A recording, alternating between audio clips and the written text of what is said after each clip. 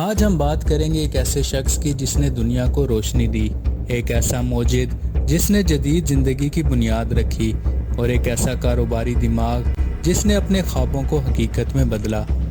جی ہاں، ہم بات کر رہے ہیں تھامس ایڈیسن کی، جسے دنیا کا سب سے عظیم موجد کہا جاتا ہے۔ لیکن کیا وہ واقعی اتنا عظیم تھا، یا اس نے دوسروں کے خیالات کو چرا کر اپنی پہچان بنائی؟ تھامس ایڈیسن 11 فروری 1847 کو امریکہ کے شہر میلان میں پیدا ہوا۔ وہ ایک عام سے خاندان میں پلا بڑھا، لیکن بچپن سے ہی ایک بڑی مشکل کا سامنا کرنا پڑا۔ کہا جاتا ہے کہ ایڈیسن کو بچپن میں سننے کی کمزوری تھی، اور وہ اسکول میں بھی زیادہ دلچسپی نہیں لیتا تھا۔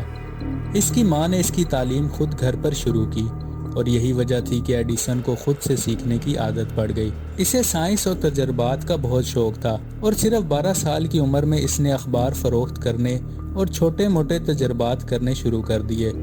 وہ ایک ٹرین میں ایک چھوٹی سی لیبارٹری بنا کر مختلف تجربات کرتا رہتا تھا، لیکن ایک دن اس کی لیبارٹری میں دھماکہ ہو گیا اور اسے ٹرین سے باہر پھینک دیا گیا۔ اسی واقعے کے بعد اس کے سننے کی صلاحیت مزید کم ہو گئی، لیکن اس نے ہار نہیں مانی۔ ایڈیسن کو ایک اچھا کاروباری دماغ بھی ملا تھا۔ وہ جانتا تھا کہ سائنسی ایجادات سے کیسے پیسے کمایا جا سکتا ہے۔ سب سے پہلے اس نے ٹیلی گراف مشینوں میں بہتری لانے پر کام کیا۔ 1869 میں اس نے اپنی پہلی کامیاب ایجاد سٹاک ٹکر بنائی، جس کی مدد سے سٹاک مارکیٹ کے نرخوں کو تیزی سے پہچانا جا سکتا تھا۔ اس ایجاد سے ایڈیسن کو $40,000 ملے، اور اس نے اپنی لیبارٹری قائم کی۔ یہی وہ جگہ تھی جہاں سے ایڈیسن نے اپنی سب سے مشہور ایجادات کا آغاز کیا۔ اکثر لوگ سمجھتے ہیں کہ تھامس ایڈیسن نے بلب ایجاد کیا، لیکن حقیقت یہ ہے کہ وہ صرف بلب کو بہتر بنانے میں کامیاب ہوا۔ اصل میں بلب کی ایجاد ایڈیسن سے 40 سال پہلے برطانوی سائنسدان ہمفری ڈیوی نے کی، لیکن اس بلب کی روشنی زیادہ دیر تک نہیں چلتی تھی، اور یہ عملی طور پر غیر مؤثر تھا۔ ایڈیسن نے کاربن فلامنٹ کا استعمال کیا، جو زیادہ دیر تک جل سکتا تھا، اور 1879 میں اس نے اسے پریزنٹ کروایا۔ یہ ایجاد دنیا کو ہمیشہ کے لیے بدلنے والی تھی۔ ایڈیسن نے نہ صرف بلب کو بہتر بنایا، بلکہ پوری دنیا کی بجلی کے نظام کو بھی تبدیل کر دیا۔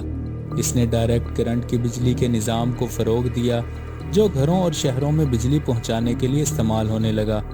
لیکن یہاں سے ایک نئی جنگ شروع ہو گئی۔ جب ایڈیسن بجلی کے نظام پر کام کر رہا تھا، تبھی ایک اور ذہین سائنسدان نیکولا ٹیسلا نے الٹرنیٹنگ کرنٹ کا نظریہ پیش کیا۔ الٹرنیٹنگ کرنٹ بجلی زیادہ مؤثر تھی، لیکن ایڈیسن نے اسے خطرناک کہہ کر بدنام کرنا شروع کر دیا۔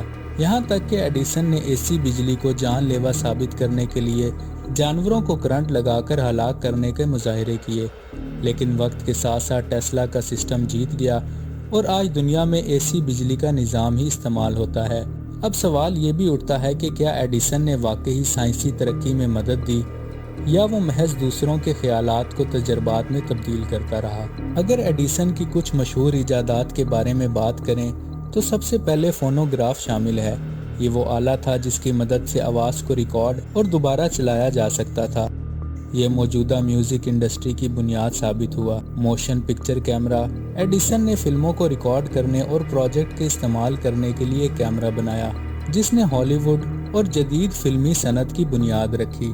الکلائن بیٹریز: یہ بیٹریاں بعد میں کاروں، گھڑیوں اور دیگر آلات میں استعمال ہوئیں۔ الیکٹرک کار: جی ہاں، 1900 کی دہائی میں ایڈیسن نے الیکٹرک کاروں پر کام کیا، لیکن پیٹرول کاروں کے مقابلے میں یہ زیادہ کامیاب نہ ہو سکی۔ تھامس ایڈیسن کی زندگی کے چند دلچسپ حقائق آپ کے سامنے رکھتے ہیں۔ ایڈیسن نے اسکول میں صرف 3 مہینے گزارے، اور اس کے استادوں نے اسے کند ذہن کہہ کر نکال دیا۔ اس کی ماں نے اس کی تعلیم گھر پر مکمل کروائی، جس کی وجہ سے وہ خود سے سیکھنے کا عادی بن گیا۔ ایڈیسن دن میں 16 سے 18 گھنٹے کام کرتا تھا، اور اس نے اپنی لیبارٹری میں ایک بیڈ رکھا تھا تاکہ وہ زیادہ کام کر سکے۔